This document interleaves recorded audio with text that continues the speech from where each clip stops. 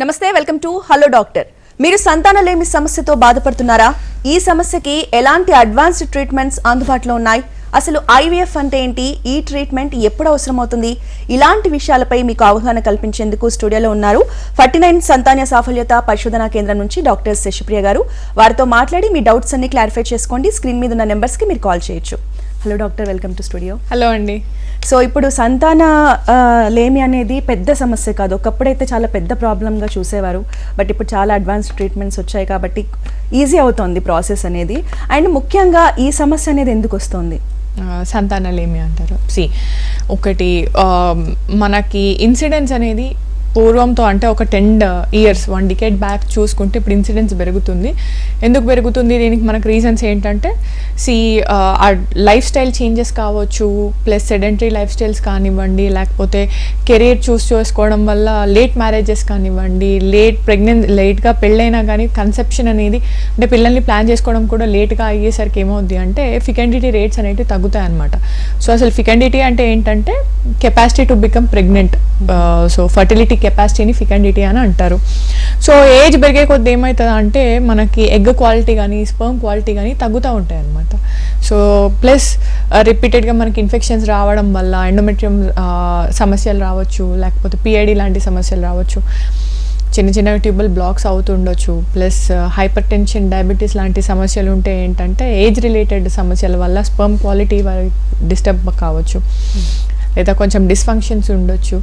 So వీటన్నిటి reasons వల్ల ఇప్పుడు మనకి ఇన్సిడెన్స్ అనేది పెరుగుతుంది అన్నమాట. అండ్ ఏ టైం అనేది కరెక్ట్ అంటారు పిల్లల్ని ప్లాన్ చేసుకోవడానికి? ఏజ్లో మనము టీనేజ్ అంటే మనకి 18 years 19 years టీన్స్ అన్నీ కూడా మనము అంత ఎర్లీగా కూడా ప్లాన్ చేసుకోవద్దు. ఒకప్పుడు ఏమయ్యేది, చాలా ఎర్లీ మ్యారేజెస్ చేసేవాళ్ళు. సో మినార్క్ అటైన్ కాగానే 1 or 2 yearsలో ప్రెగ్నెన్సీ వచ్చేది, 15 years 16 yearsకి కూడా. So that is also not correct. 18 years 19 yearsకి ప్రెగ్నెన్సీ ప్లాన్ చేసుకోవడం కూడా నాట్ కరెక్ట్. ఐడియల్ ఏజ్ అంటే మనకి ఏంటంటే 23 years నుంచి బిలో 30 years వరకు మనం ఈ 6 years 7 years పీరియడ్ కన్సిడర్ చేసుకున్నట్టయితే మనకి ఏముంటుందంటే మన బాడీలో ప్రెగ్నెన్సీ వచ్చిన ఫిజియలాజికల్ చేంజెస్ ఎక్కువ కావు, అంటే బాడీ మళ్ళీ రిప్లెనిష్ కాగలుగుతుంది అనమాట. సో ఒకసారి మనము ప్రీ ప్రెగ్నెన్సీ స్టేట్కి మళ్ళీ బాడీ రావాలంటే 18 months టైం పడుతుంది.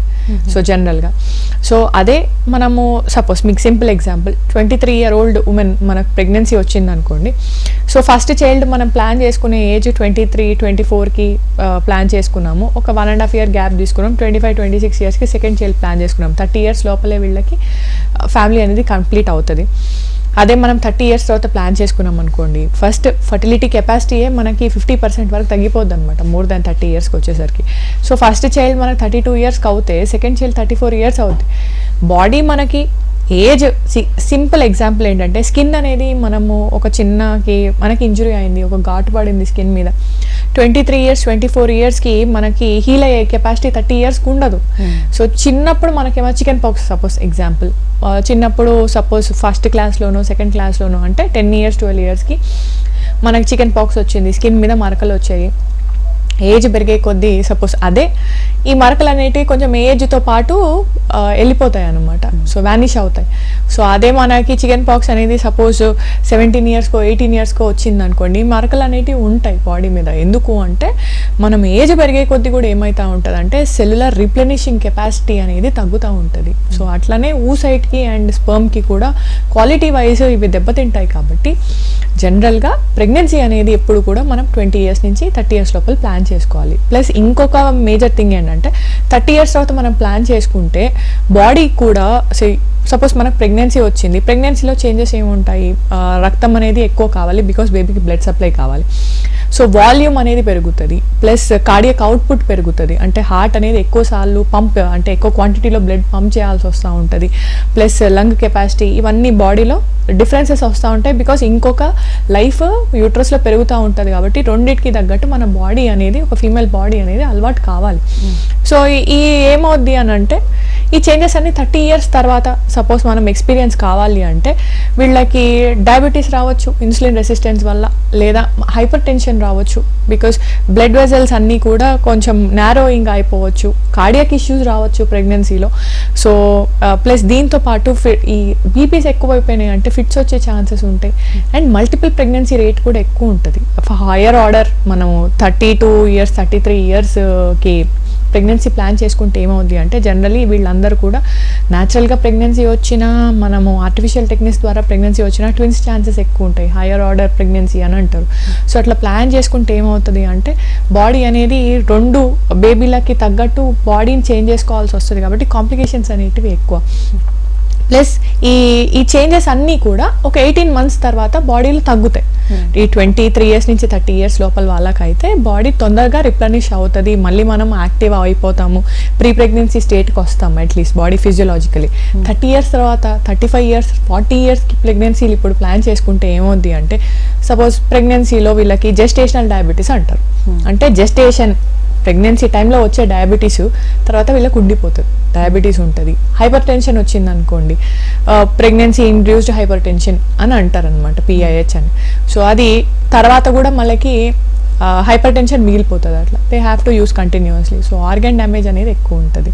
So it is always better to plan early. Okay. And marriage అయిన తర్వాత ఎన్ని రోజులు వాళ్ళు వెయిట్ చేసి ఇది అవ్వట్లేదు అనుకుంటే ప్రాబ్లం ఫేస్ చేస్తున్నామని ఫీల్ అవుతే ఏ టైంలో రావాలంటారు మీ దగ్గరికి? యా, సో కపుల్స్కి గైడ్ లైన్స్ ఉన్నాయన్నమాట మనకి.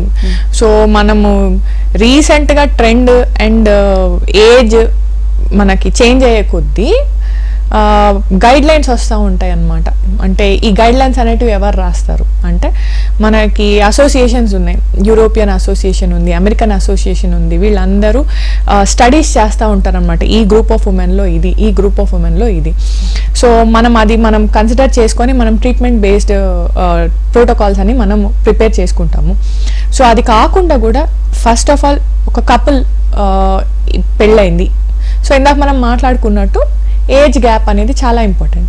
సో 23 years నుంచి 30 years రిప్రొడక్టివ్ ఏజ్ గ్రూప్ అని అంటారు.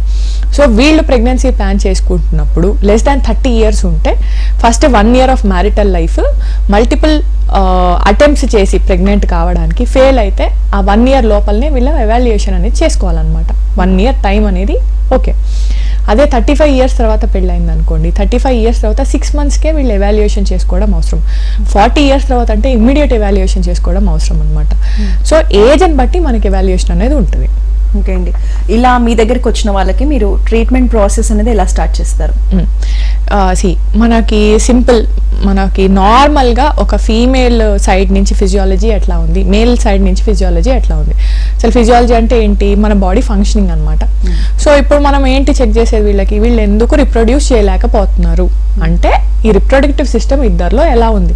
So female side reproductive system అంటే మనకేంటి, ఎగ్ కానివ్వండి, ట్యూబ్ కానివ్వండి, అండ్ యూట్రస్ కానివ్వండి, వీటి ఫంక్షనింగ్ ఎలా ఉన్నాయి. సో ఫీమేల్ సైడ్ ఫంక్షనింగ్ చెప్పాలంటే menstrual cycle simple example. So menses రెగ్యులర్గా ఉన్నాయి అంటే ఎగ్ కరెక్ట్గా రిలీజ్ అవుతుంది అని అర్థం. సో ఎగ్ రిలీజ్ అవుతుంది ప్లస్ ఎండోమెట్రియం బాగుంది. సో ప్రెగ్నెన్సీ రావట్లేదు అంటే ఎవ్రీ 28 daysకి ఆర్ 35 days మధ్యలో వీళ్ళకి సైకిల్స్ అనేటివి రావాలి. ఒకవేళ సైకిల్స్ రావట్లేదు అంటే ఎగ్లో ప్రాబ్లం ఉండొచ్చు, లేకపోతే యూట్రస్లో ప్రాబ్లం ఉండొచ్చు, లేకపోతే అదే బ్లీడింగ్ ఎక్కువ అవుతుంది, బ్లీడింగ్ తక్కువ అవుతుంది, బ్లీడింగ్ ప్యాటర్న్స్ని బట్టి కూడా చాలా ప్రాబ్లమ్స్ ఉంటాయి. అదే మేల్ సైడ్ మనం ప్రాబ్లమ్స్ తీసుకున్నట్టయితే సపోజ్ తనకి స్పర్మ్ అనాలిసిస్ అనేది ఒక చిన్న చేయాల్సి ఉంటుంది. బికాస్ మనకి ప్రెగ్నెన్సీ అంటే ఏంటి, ఎగ్ స్పర్మ్ కలిస్తే ఒక ఎంబ్రియో తయారవుద్ది, తయారైన ఎంబ్రియో వెళ్ళి యూట్రస్లో అతుక్కుంటే దాన్ని మనము ప్రెగ్నెన్సీ అని అంటాం అనమాట. సో ఈ ఎంబ్రియో కావడానికి మనకి ఏం కావాలి, ఫీమేల్ సైడ్ నుంచి ఎగ్ కావాలి, మేల్ సైడ్ నుంచి స్పర్మ్ కావాలి. సో స్పర్మ్ని మనం ఎట్లా ఎవాల్యుయేట్ చేస్తాం, స్పర్మ్ అనాలిసిస్ చేపిస్తాం. సీమెన్ అనాలిసిస్ చేస్తే దాంట్లో స్పర్మ్ క్వాంటిటీ ఎన్ని ఉన్నాయి, స్పర్మ్ క్వాలిటీ ఎట్లా ఉంది, స్పర్మ్ కదులుతుందా లేదా మనకు తెలుస్తుంది. సో అసలు స్పర్మ్ వస్తుందా లేదా అది కూడా ఇంపార్టెంట్ అనమాట. సో వీళ్ళిద్దరికి ఈ మినిమం ఎవాల్యుయేషన్ చేసుకుంటే మనకి ప్రాబ్లమ్స్ ఎక్కడ ఉన్నాయో అర్థమవుతుంది. అండ్ మేజర్గా ఈ ప్రాబ్లం అనేది సంతానలేమి అనేది ఫీమేల్లో ఎక్కువగా చూస్తారా, మేల్ సైడ్ నుంచి ఎక్కువగా చూస్తారా? Yeah, it's a good thing. ఒకప్పుడు నేను ఇప్పుడు ఒక 10 years బ్యాక్ MBBS చదివేటప్పుడు బుక్లలో ఏం రాసేవాళ్ళు అంటే female partner incidence in infertility 40 to 50%, male percent incidence is 20 to 30% అని రాసేవాళ్ళు. అన్ఎక్స్ప్లెయిన్డ్ ఫ్యాక్టర్ అంటే మనకు తెలియదు, రీజన్ తెలియదు, మేల్ తెలియదు, ఫీమేల్ తెలియదు, అన్ఎక్స్ప్లెయిన్డ్ ఫ్యాక్టర్ ఒక 10 to 20% అని రాసేవాళ్ళు. కానీ అది ఏమైంది, ఇప్పుడు ఇద్దరు 50-50%, మేల్ అంతే రీజన్, ఫీమేల్ అంతే రీజన్. ఇది ఎందుకు వచ్చింది అంటే ఎప్పటి నుంచో ఇవి ఇంతే, మేల్ ప్రాబ్లమ్స్ అన్నీ ఉంటాయి, ఫీమేల్ ప్రాబ్లమ్స్ అన్నీ ఉంటాయి. కానీ ఈ లాస్ట్ 10 yearsలో ఏంటంటే మేల్ పార్ట్నర్ కూడా హాస్పిటల్కి వచ్చి ఎవాల్యుయేషన్ చేసుకుంటున్నారు కాబట్టి మేల్లో కూడా ఇంతే ఇన్సిడెన్స్ ఉంది అని మనకు తెలుస్తుంది అనమాట. సో ఫీమేల్ వచ్చి 40 to 50%, మేల్ కూడా అరౌండ్ 40 to 50% ఉంది. ప్లస్ అన్ఎక్స్ప్లెయిన్డ్ ఫ్యాక్టర్స్ అంటే మనకి ఫీమేల్ ప్రాబ్లమా మేల్ ప్రాబ్లమా వీటి ఏం తెలియదు, ఇద్దరి దగ్గర అసలు ప్రాబ్లం ఏమి ఉండదు, అయినా కానీ ప్రెగ్నెన్సీ రాదు. దీన్ని అన్ఎక్స్ప్లెయిన్డ్ ఇన్ఫర్టిలిటీ అని అంటారు. అదొక 10%. ఓకే అండి. సో ఇలా పిల్లలు కలగని వాళ్ళకి మీరు ఇచ్చే అడ్వాన్స్డ్ ట్రీట్మెంట్స్ ఏంటి, అండ్ వాటి ప్రాసెస్ ఎలా ఉంటుంది, ఎన్ని రోజుల టైం పడుతుంది, మళ్ళీ బేబీని ఎప్పుడు అదే చైల్డ్ని ఎప్పుడు ఎక్స్పెక్ట్ చేయొచ్చు? యా సి మనము సింపుల్, మనము ఇన్ఫర్టిలిటీ అంటే ఇందాక మాట్లాడుకున్నట్టు they are unable to get pregnant, they are unable to reproduce, simple words. So మన టెక్నిక్స్ ఏవైతే ఉన్నాయో మొత్తం ఫర్టిలిటీ ట్రీట్మెంట్స్ అన్నీ కూడా it is not that sure షార్ట్గా మీకు ప్రెగ్నెన్సీ వస్తుందని కాదు. As a doctor, as a reproductive medicine expert, my job is to pregnancy ఛాన్సెస్ని పెంచడం వరకే. ఓకే, సో ఇక్కడ మనకు అవైలబిలిటీ ఉండే టెక్నిక్స్ అన్నీ కూడా ప్రెగ్నెన్సీకి మనకు హెల్ప్ చేస్తాయి. సో ఎట్లా హెల్ప్ చేస్తాయి? సో న్యాచురల్ టెక్నిక్ ఏంటి, ఆర్టిఫిషియల్ టెక్నిక్ ఏంటి? సో న్యాచురల్ టెక్నిక్స్ అంటే ఏంటంటే మన బాడీలోనే ఎగ్ స్పర్మ్ కలవడం, ప్రెగ్నెన్సీ రావడంని న్యాచురల్. ఇది ఇన్ వైవో అని అంటారు అనమాట, బాడీని వివో అని అంటారు. ఇన్ విట్రో అంటే ల్యాబ్లో, ల్యాబ్ అంటే విట్రో అని అంటాం. So in vitro fertilisation or artificial reproductive techniques అంటే ఏంటంటే బాడీలో ఎగ్ స్పర్మ్ కలవట్లేదు. సో దీనికి మనం ఏం చేస్తున్నాము, ఎగ్ తీసుకుంటున్నాం, స్పర్మ్ తీసుకుంటున్నాం, ల్యాబ్లో టెస్ట్ ట్యూబ్లో ఎగ్ స్పర్మ్ని ఫర్టిలైజ్ చేసి తయారైన ఎంబ్రియోని మళ్ళీ మనం రీట్రాన్స్ఫర్ చేస్తున్నాం. సో ఈ పద్ధతి ద్వారా ప్రెగ్నెన్సీ వచ్చే ఛాన్సెస్ ఒక 60% ఉంటుంది. అంటే we are increasing chances of this woman becoming pregnancy or attaining pregnancy by 60%. So natural మెథడ్స్లో ప్రెగ్నెన్సీ మనం ఎట్లా ప్లాన్ చేయొచ్చు అంటే, సో ఫాలిక్యులోమెట్రీ అని అంటారు అనమాట. అంటే ఇప్పుడు మనం ఫీమేల్ ఎవాల్యుయేషన్ చేసుకుంటున్నాం. సో ఫీమేల్ సైడ్ నుంచి ఆడవాళ్ళకి పీరియడ్స్ రెగ్యులర్గా ఉన్నాయా లేదా, ఒక చిన్న స్కానింగ్ చేస్తే ఏంటంటే ఎగ్స్ బాడీలో ఉన్నాయా, ఓవరీలో ఎగ్ పెరుగుతుందా, అండ్ ఎగ్తో పాటు ఎండోమెట్రియం లైనింగ్ అంటే యూట్రస్ లోపల లైనింగ్, బేబీని పట్టుకునే లైనింగ్ ఏదైతే ఉందో అది కరెక్ట్గా ప్రిపేర్ అవుతుందా లేదా అని చూస్తాం. సో ఎగ్ విడుదల అయ్యేటప్పుడు హస్బెండ్ వైఫ్ని ఇంట్లో ట్రై చేయమని చెప్తాం. సో ఇలా మనకి న్యాచురల్గానే ప్రెగ్నెన్సీని మనము ట్రాక్ చేయొచ్చు అనమాట. అంటే ఈ డేస్లో మీకు కలిస్తే ప్రెగ్నెన్సీ ఛాన్సెస్ బెటర్ ఉంటాయి, ఫర్టిలిటీ విండో అని అంటారనమాట. సో ఇట్లా ట్రై చేస్తే హాస్పిటల్కి వచ్చి మీరు ఇంట్లో ట్రై చేసి మామూలుగా ప్రెగ్నెన్సీ ప్లాన్ చేసుకునే దానికంటే ఒక 5 to 10% ఛాన్స్ ఎక్కువ ఉండొచ్చు. అదే మనం ఐయుఐ చేసాం. ఐయుఐ అంటే చిన్న పద్ధతి, ఏముండదు, ఇది కూడా న్యాచురల్ టెక్నికే. సో ఎగ్ స్పర్మ్ కలుస్తున్నాయో లేదో మనకు ఐడియా ఉండదు కదా. సో ఎగ్ విడుదల అయ్యేటప్పుడు స్పర్మ్స్ని మనం వాష్ చేసి యూట్రస్ లోపలికి ఇంజెక్ట్ చేస్తున్నాం. సో దీనికి మనకు కావాల్సింది ఏంటి, ట్యూబ్ అనేది మనకు ఓపెన్ ఉండాలి. ఫెలోపియన్ ట్యూబ్లోనే ఎగ్ స్పర్మ్ కలుస్తుంది కాబట్టి ఫెలోపియన్ ట్యూబ్ ఓపెన్ ఉంటే మనం ఐయుఐ టెక్నిక్స్ చేయొచ్చు. సో ఇట్లా కూడా మనకు రాలేదు ప్రెగ్నెన్సీ అంటే then we would suggest IVF, because బాడీలో న్యాచురల్గా ఎగ్ స్పర్మ్ కలవట్లేదు కాబట్టి ఎగ్ స్పర్మ్ తీసి మనం ల్యాబ్లో కలిపి మళ్ళీ తయారైన బేబీని యూట్రస్లో పెడుతున్నాం, ఎంబ్రియో ట్రాన్స్ఫర్. సో టైం ఎంత పట్టచ్చు మీరు అడిగింది క్వశ్చన్. సో దానికి మనము టైం ఎంత పట్టచ్చు కంటే టైం ఇంకెంత వెయిట్ చేయొచ్చు టెక్నిక్స్కి కంటే it is better if you think in that sense. So మనము న్యాచురల్గా ట్రై చేసాము, మందులు ఇచ్చాము, ఎగ్గును చూసాము, ఒక 6 months వరకు ట్రై చేసాము, అయినా పిల్లలు కలగలేదు అని అంటే then we would go for 2 to 3 cycles of IUI. So అక్కడ కూడా మనకు ప్రెగ్నెన్సీ రాలేదు అంటే డెఫినెట్గా ఐవీఎఫ్కి వెళ్ళాల్సిన అవసరం ఉంది. సో అదే మనకి ఏజ్ అనేది ఇంపార్టెంట్ ఫ్యాక్టర్. ఇది ఏజ్ 35 years కంటే ఎక్కువ అనుకోండి, డెఫినెట్గా ఒక్క సైకిల్ 2 cycles ఆఫ్ ఐయుఐస్ డైరెక్ట్గా చేస్తాము. అప్పటికి కాలేదు అంటే డైరెక్ట్లీ ఐవీఎఫ్కి వెళ్ళాల్సిన అవసరం ఉంది. ఎందుకు ఉంటుంది అంటే వీళ్ళకి ఏమవుద్ది అంటే ఈ ఎగ్కి ఉండే కెపాసిటీ కానివ్వండి, స్పర్మ్కి ఉండే కెపాసిటీ కానివ్వండి, రెండింటిని కలవడానికి ఉండే కెపాసిటీ తగ్గుతుంది కాబట్టి న్యాచురల్గా కలవలేకపోవచ్చు. సో ల్యాబ్లో కలిపి మళ్ళీ మనం ఎంబ్రియో ట్రాన్స్ఫర్ చేయాల్సిన అవసరం అయితే ఉంది. ఓకే, జనరల్గా పిల్లల్ని ఎక్స్పెక్ట్ చేసే కపుల్స్కి మీరు ఇచ్చే సజెషన్స్ ఏంటండి? యా, సో సి మనము ప్రెగ్నెన్సీ అనేది ఎప్పుడు ప్లాన్ చేసుకోవాలి, ఇది మనం చూసుకోవాలి. సో మనం లేట్ మ్యారేజెస్ అయినా పర్వాలేదు, suppose we can't say for many reasons 28-29 ఇయర్స్కి కూడా మనం పెళ్ళి ప్లాన్ చేసుకున్నా కానీ డెఫినెట్గా if you want to have kids you have to evaluate your self. మనం ముందే ప్రీ కన్సెప్షనల్ కౌన్సిలింగ్ అని ఈ మధ్య వీఆర్ స్టార్టింగ్ క్లినిక్స్ అనమాట, ప్రీ కన్సెప్షన్ క్లినిక్స్ కూడా ఉన్నాయి.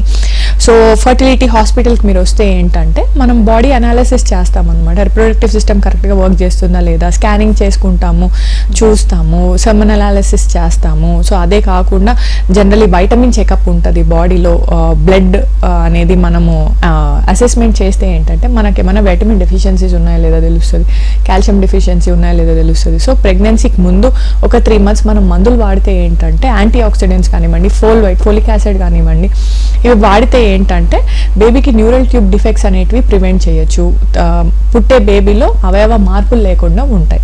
సో ఈ 3 monthsలో మనము మన బాడీలో ఇంకేమైనా ప్రాబ్లం ఉందో ఎవాల్యుయేట్ చేసుకున్నాం అనుకోండి, will have this thing, next 6 monthsలో నేను ప్రెగ్నెన్సీ ప్లాన్ చేసుకుందాం అనుకుంటున్నాను. సో మనము ట్యూన్ అవుతాం దానికి.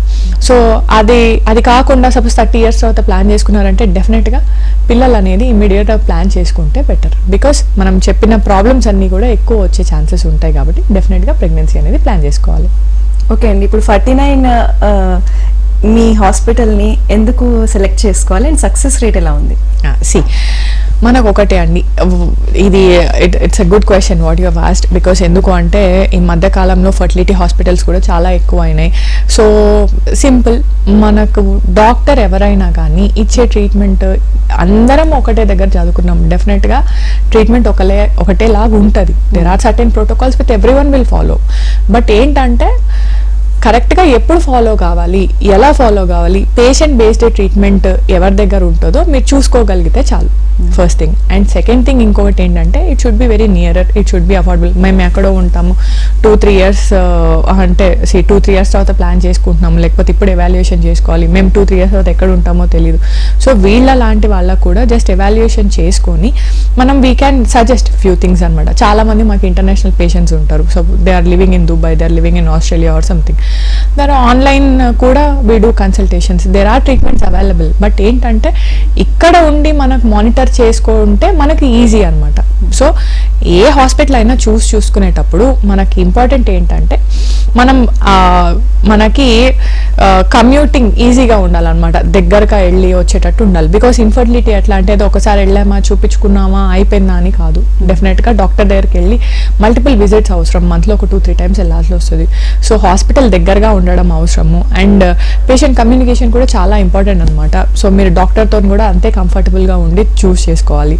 ప్లస్ అది కాకుండా సక్సెస్ రేట్స్ అనేటివి ఇంటర్నేషనల్లీ ఐవీఎఫ్ సక్సెస్ రేట్స్ అనేటివి ప్రతి హాస్పిటల్, ఏ హాస్పిటల్ అయినా కానివ్వండి 60-65% సక్సెస్ మాత్రమే ఉంటుంది. 70%, 80% ఇట్ మే డిఫర్. ఆ సైకిల్, ఆ మంత్లో మనము ఎన్ని సైకిల్స్ చేసాము దాంట్లో ఎంత వచ్చింది తప్ప IVF success rates as such overall మనం ఏ ఇన్ఫర్టిలిటీ క్లినిక్స్ అయినా చూసినా మ్యాక్సిమం 60-65% వరకు ఉంటుంది. సో మీరు 49 గురించి అడిగినట్టయితే డెఫినెట్గా సో మన హాస్పిటల్లో success rates we are maintaining 60-65% success rate ఉంది. ఐయుఐస్ కూడా మనకు 15-20% సక్సెస్ రేట్ ఉంది. So it is definitely a good hospital. Because ఎందుకు అంటే మనకి ఎంబ్రియాలజిస్ట్ కూడా, క్లినీషియన్తో పాటు ఎంబ్రియాలజిస్టులు కూడా చాలా ఇంపార్టెంట్. మన దగ్గర 25-30 years వరకు ఎక్స్పీరియన్స్డ్ ఎంబ్రియాలజిస్టులు ఉన్నారు. Definitely it adds to the success rates. Okay అండి, ఈ సమస్యతో బాధపడే వాళ్ళు జనరల్గా హాస్పిటల్ విజిట్ కన్నా ముందు ఏమైనా లైఫ్ స్టైల్ చేంజెస్ చేసుకుంటే బెటర్ అంటారా? Yes. So lifestyle changes మనకేంటంటే సన్నగున్నా లావుగున్నా వెయిట్ అనేది కంట్రోల్లో పెట్టుకోవడం ఇంపార్టెంట్. సో బిఎంఐ అనేది సో less-20 కానివ్వండి, లేకపోతే more-25 కానివ్వండి ఉంటే ఏంటంటే ఎయిదర్ లిన్ ఆర్ మనకి ఒబీజ్ ఉంటే ఏంటంటే జనరల్గా బాడీ ఫిజియాలజీ డిస్టర్బ్ అవుతుంది. సో వెయిట్ అనేది కంట్రోల్లో పెట్టుకోవాలి. ఎక్సర్సైజ్ అనేది ఇంపార్టెంట్. ఎవ్రీడే ఒక 1 hour బ్రిస్క్ వాక్ చేసినా కానీ బాడీ అనేది చాలా హెల్తీగా ఉంటుంది. అండ్ థైరాయిడ్ హార్మోన్ అనేది కూడా కంట్రోల్లో పెట్టుకోవడం అవసరము. సో వీటన్నిటికీ కూడా ఎక్సర్సైజ్ మనకు హెల్ప్ అవుతుంది.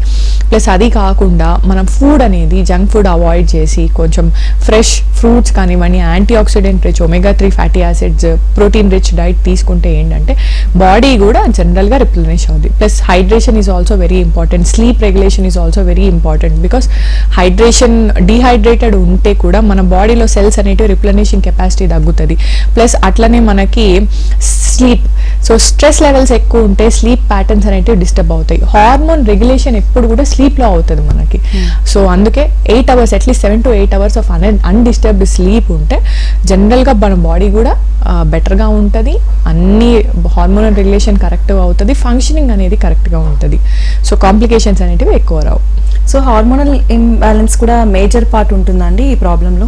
ఎస్, డెఫినెట్గా. బికాస్ ఈ సింపుల్, ఈ ఎగ్ డెవలప్మెంట్ అనేది, ఎగ్ రిలీజ్ కావడం అనేది, ఇవన్నీ కూడా హార్మోన్ డిపెండెంట్ అనమాట. FSH, LH హార్మోన్స్ కానివ్వండి, థైరాయిడ్ హార్మోన్స్ కానివ్వండి, బాడీ మీలో ఎట్లా వర్క్ అవుతాయో, సో ఇన్సులిన్ రెసిస్టెన్స్, ఇందాక మనం ఇన్సులిన్ ఎప్పుడు ఎట్లా రిలీజ్ అవుతుంది, వీటన్నిటి మీద కూడా మనకు ఫర్టిలిటీ ఎఫెక్ట్ అవుతుంది అనమాట. కార్టిసాల్ లెవెల్స్, స్ట్రెస్ ఎక్కువ ఉంటే కార్టిసాల్ లెవెల్స్ చాలా హై ఉంటాయి. సో ఇవి ఉండడం వల్ల కూడా అప్పుడప్పుడు ఇంప్లాంటేషన్ రేట్స్ అనేటివి తగ్గుతాయి అనమాట. సో హార్మోన్స్ అనేటివి చాలా కంట్రోల్లో పెట్టుకోవడం ఇంపార్టెంట్. సో అట్లా మనం మాట్లాడుకుంటున్నప్పుడు థైరాయిడ్ ఇట్స్ కామన్ ప్రాబ్లం, అందరికీ ఉంటుంది.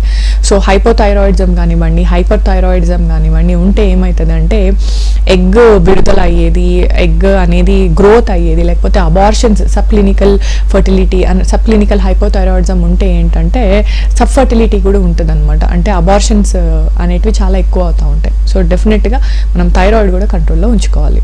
ఓకే అండి, ఈ ట్రీట్మెంట్ ప్రాసెస్ మొత్తం కూడా మీరు ఎక్స్ప్లెయిన్ చేసింది టఫ్గా ఉంటుందా లేకపోతే ఈజీగానే కంఫర్టబుల్గానే ఉంటుందా అండి? ఇట్స్ వెరీ కంఫర్టబుల్ అండి. సి మీకు సింపుల్, ఇన్ఫర్టిలిటీ ట్రీట్మెంట్స్ వేటికైనా కానివ్వండి అసలు అడ్మిషన్ అవసరం ఉండదు. So when you run in to the clinic, ఒకటే ఏంటంటే కొంచెం పేషెన్స్ కావాలి. బికాస్ వచ్చారు, మనం కూర్చున్నాం, ఒక స్కాన్ చేస్తాము, మళ్ళీ మాట్లాడతాము, మళ్ళీ మేడ్ పార్ట్నర్ ఎవాల్యుయేషన్ కూడా అవసరము. సో డెఫినెట్గా అన్ని డేస్ 2-3 hours స్పెండ్ చేయని అవసరం లేదు. కాకపోతే అప్పుడప్పుడు జనరల్గా ఇప్పుడు సింపుల్ టెస్ట్ ఉంది, సెలైన్ టెస్ట్ ఉంది, ఒక 1 hour టైం అయితే పడుతుంది. సో బట్ ఏంటంటే నైట్ అడ్మిషన్స్ అవసరం లేదు, మీకేం ఆపరేషన్స్ పెద్ద పెద్ద ప్రొసీజర్స్ ఏం కావు. సింపుల్గా మనకి ఎగ్ పికప్ అయినా కానివ్వండి, అడ్మిషన్ అయ్యి అనెస్థీషియా ఇచ్చి మనం పికప్ చేసిన ఒక 2 hours డిశ్చార్జ్ చేయొచ్చు. సో మేజర్ కాంప్లికేషన్స్ ఏం ఉండవు అనమాట. So it's a 1 day procedures ఉంటాయి maximum of the times. So it is not tedious at all. So ఇప్పుడు అందరికీ హాస్పిటల్స్కి వెళ్ళాలి, ట్రీట్మెంట్ తీసుకోవాలి, ప్రాబ్లం ఉన్న వాళ్ళని ఐడియా ఉంది.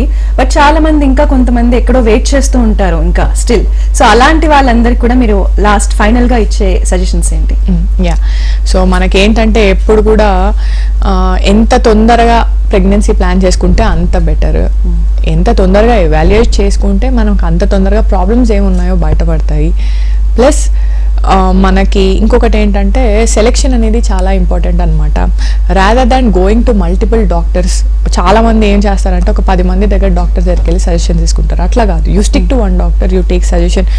ఒక ఫాలో అవుతే మనకు ప్రాబ్లమ్స్ ఏమున్నాయో క్లియర్గా అర్థమవుద్ది. ఇది సింపుల్గా మేము ఏమంటామంటే మెడికల్ షాపింగ్ అని అంటాం. సో ఏంటి అని అంటే మనకు ఇక్కడ చెప్పాము, మనకి సరిగ్గా అర్థం కాలేదంటే జనరల్గా ఏం చేయాలి, మళ్ళీ చెప్పాలి, మేడం మాకు అడగండి, మాకు చెప్పండి, నాకు ఈ పాయింట్ అర్థం కాలేదు అని కాదు, కానీ డాక్టర్ బాగాలేదు మనం వేరే హాస్పిటల్కి వెళ్దాము అని 10 different persons దగ్గరికి వెళ్ళేసరికి 10 different things ఉంటాయి, మీరే కన్ఫ్యూజన్లో వస్తారు. సో దాని బదులు you stick to 1, you follow the procedures, then we will see.